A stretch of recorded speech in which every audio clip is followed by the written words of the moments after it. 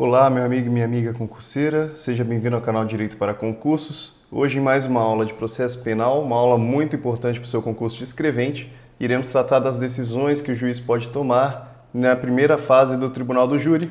Trataremos sobre a pronúncia, a impronúncia, a desclassificação e a absolvição sumária. Não perca que a aula hoje está muito boa. E esteja se inscrevendo também no canal, caso ainda não seja inscrito, comentando junto aos seus amigos também, para que eles possam vir ao canal e fazer o canal crescer cada vez mais, tá bom? A gente espera aí você assistindo o restante das aulas, temos ainda já bastante conteúdo para que você possa ter um bom desempenho na sua prova de escrevente, tá bom? Uma boa aula!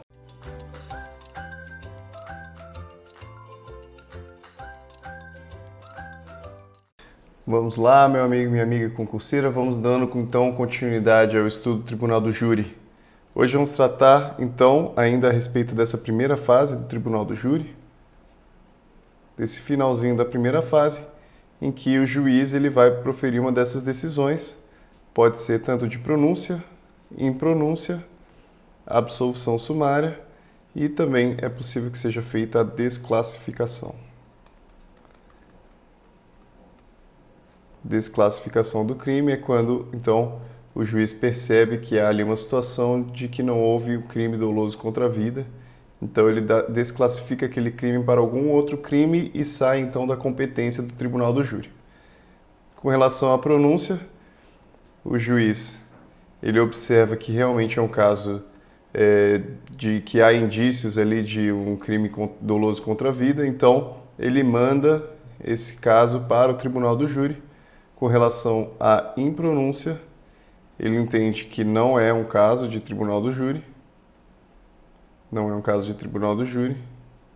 E com relação à absolvição sumária, ele entende então que o réu, que o acusado ali, ele não é culpado do crime ou então alguma outra circunstância que a gente vai observar mais para frente. Então ele de pronto ele absolve o réu, diz que o réu não é passível de nenhuma pena. Então vamos lá.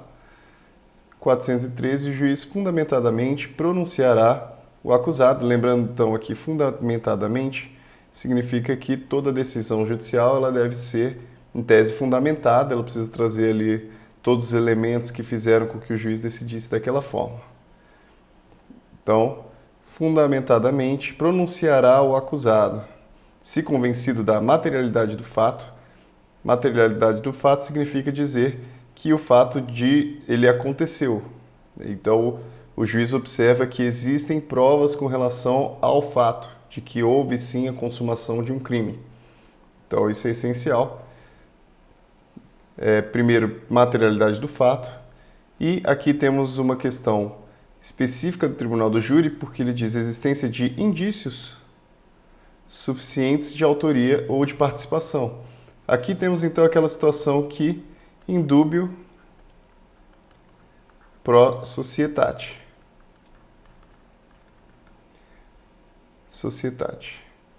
Porque o que acontece aqui? Ele está dizendo aqui que ele não é necessário provas de autoria.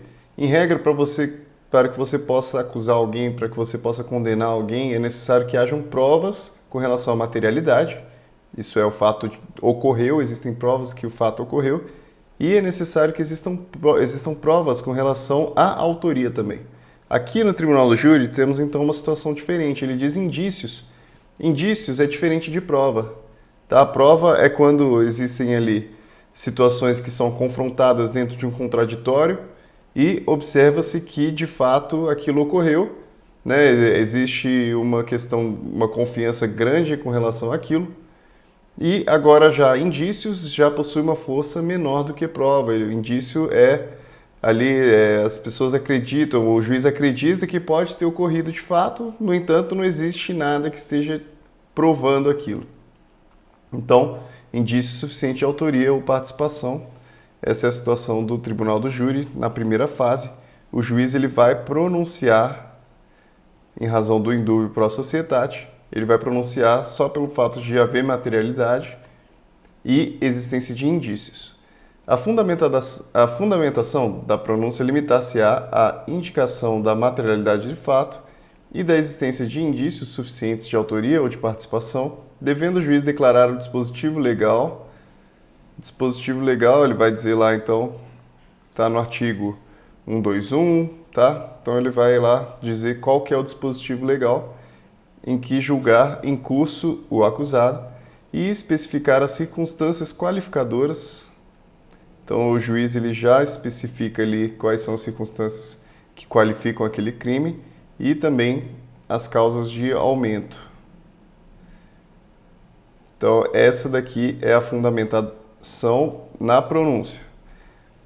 É importante entendermos que na pronúncia o juiz ele também, embora ele tenha que fundamentar a decisão dele, de certa forma ele também é limitado com relação a algumas circunstâncias, já que não é o juiz que faz o julgamento final do acusado.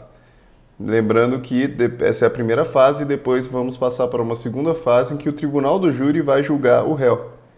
Então a diferença aqui é que o juiz ele também ele julga, ele dispõe ali a respeito do dispositivo legal, qual que é o dispositivo legal, as qualificadoras e as causas de aumento.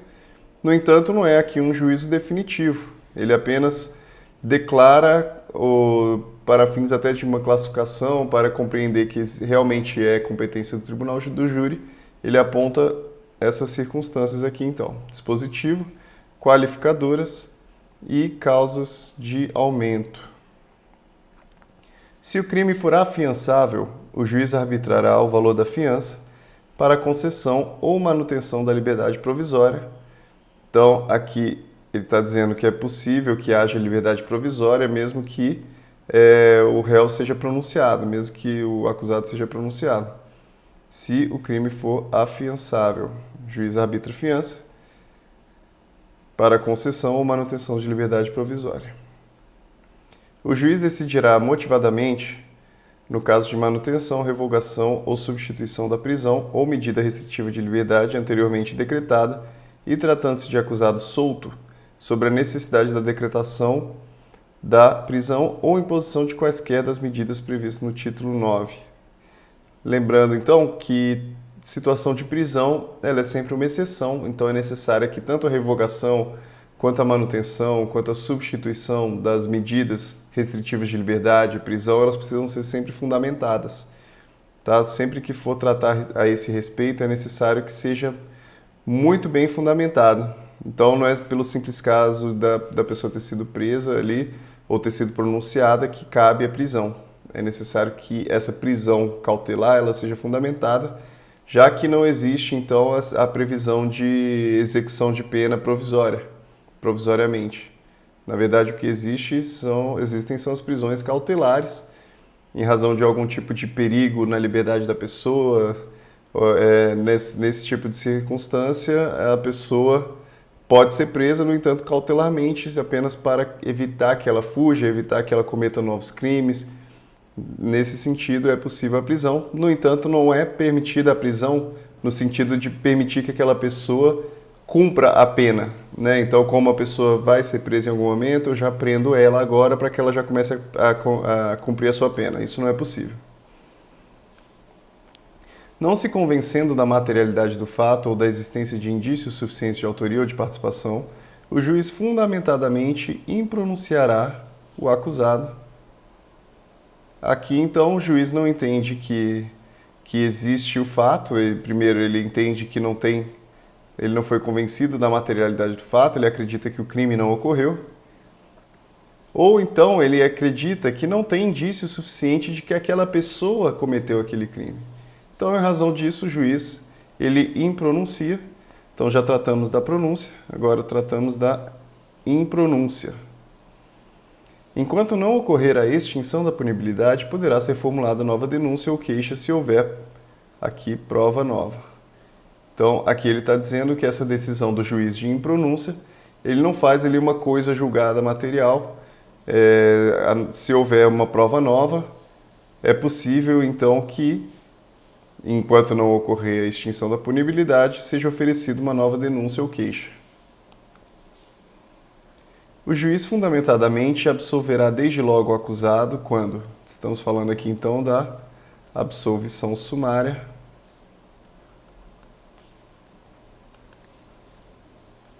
Absolvição sumária que diz: provada a inexistência do fato. Temos que tomar cuidado aqui nesse artigo porque ele difere um pouco com relação ao procedimento ordinário que tratamos anteriormente em outras aulas. Então, aqui, primeiramente, ele absolve se provada a inexistência do fato. Isso é, o fato não ocorreu, não aconteceu o crime, existem provas com relação àquilo. Tá? Aqui não é simplesmente uma situação de indício de que não houve o fato, mas aqui é sim uma situação de que foi provado de que o fato não existiu. Tá? É diferente se houver indícios de que não ocorreu o fato, nesse sentido o juiz pode impronunciar. Agora ele não vai absolver o réu, porque absolver o réu significa dizer que o réu não tem culpa nenhuma naquilo. Tá? Ou então de que já o crime já não cabe mais nenhum tipo de pena. Então, provado, então aqui atenção, não ser ele o autor ou partícipe do fato. Então, primeiro aqui, não tem materialidade. Segundo aqui, não tem autoria ou participação. Existem provas de que não tem autoria e participação, existem provas de que não tem materialidade. Outro aqui, o fato não constitui infração penal. Se o fato não é infração penal, temos aqui uma situação de falta de tipicidade. Não é um fato típico. Razão de não ser um fato típico, não tem por que condenar o réu, então não tem nem por que seguir um processamento daquele crime. Demonstrada a causa de isenção de pena, então a pessoa está isenta da pena em razão de algum motivo, ou então da exclusão do crime. Exclusão do crime, então se tiver aí uma situação de alguma excludente, então ele já pode absolver o acusado também ali de pronto, ele não precisa mandar para o tribunal do júri. Não se aplica o disposto do inciso 4 do caput deste artigo ao caso de inimputabilidade. Inimputabilidade prevista no caput do artigo 26, salvo quando esta for a única tese defensiva. Temos aqui mais uma distinção com relação ao procedimento ordinário.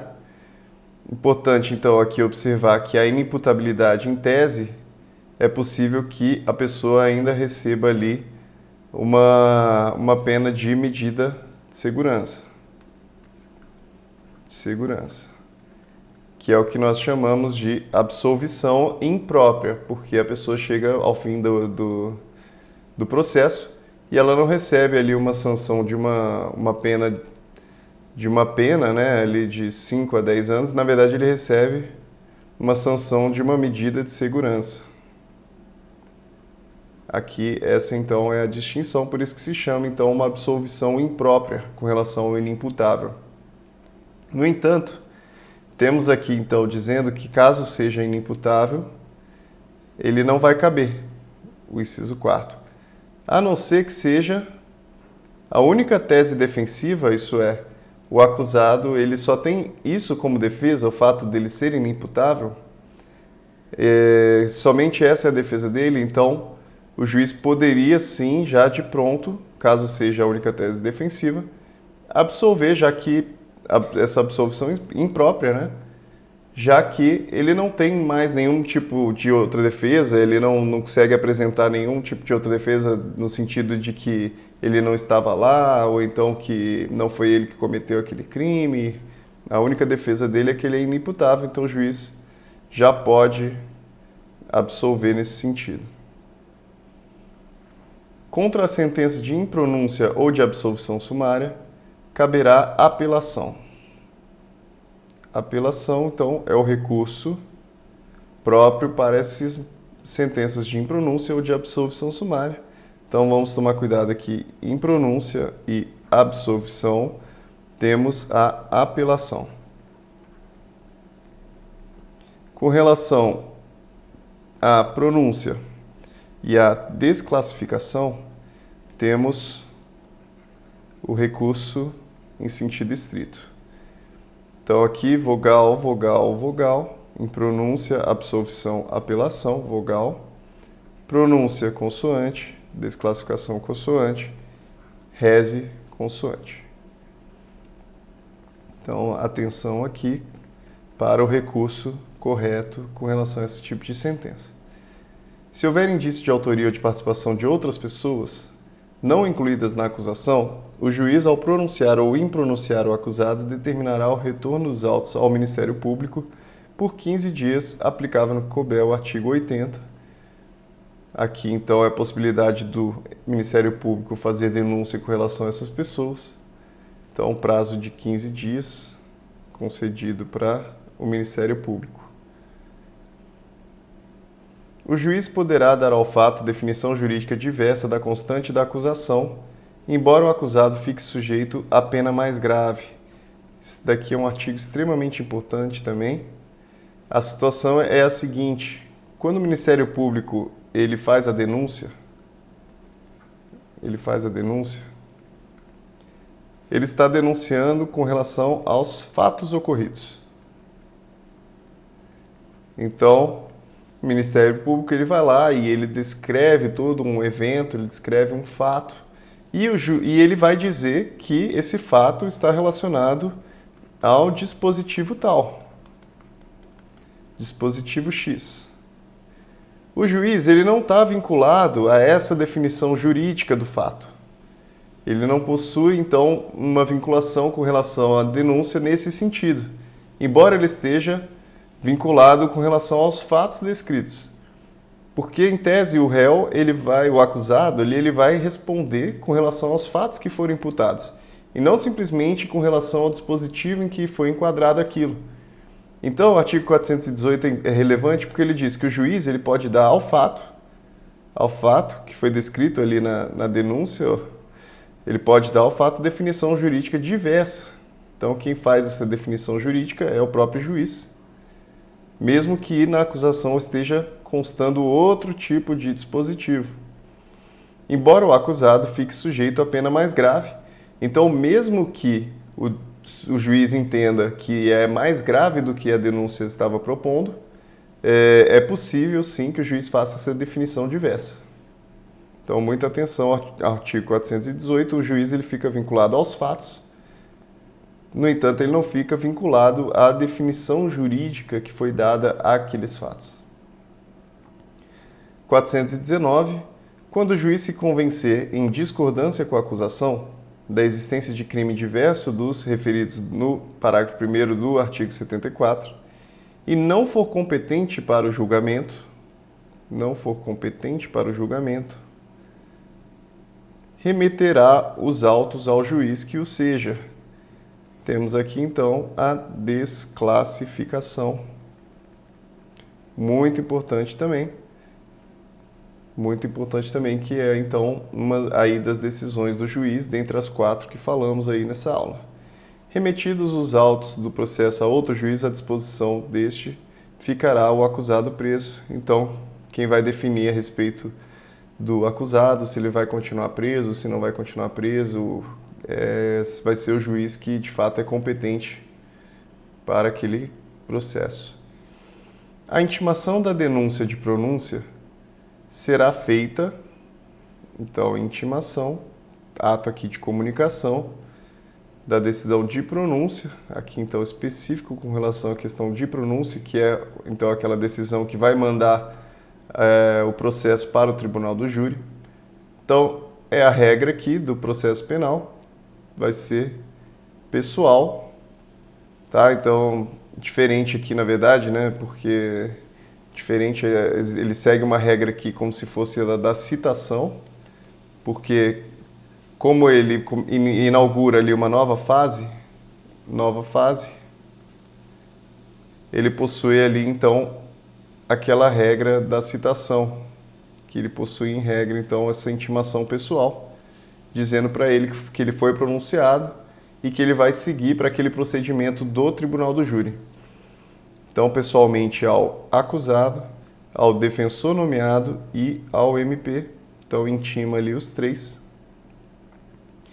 E 2, ao defensor constituído, ao querelante e ao assistente do Ministério Público.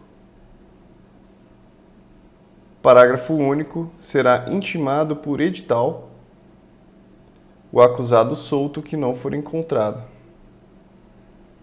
Então, aqui o caso dele não ter sido encontrado, é a mesma regra, ele não foi encontrado, então é necessário que haja essa intimação por edital, da mesma forma lá das regras que fizemos, que estudamos já com relação à citação.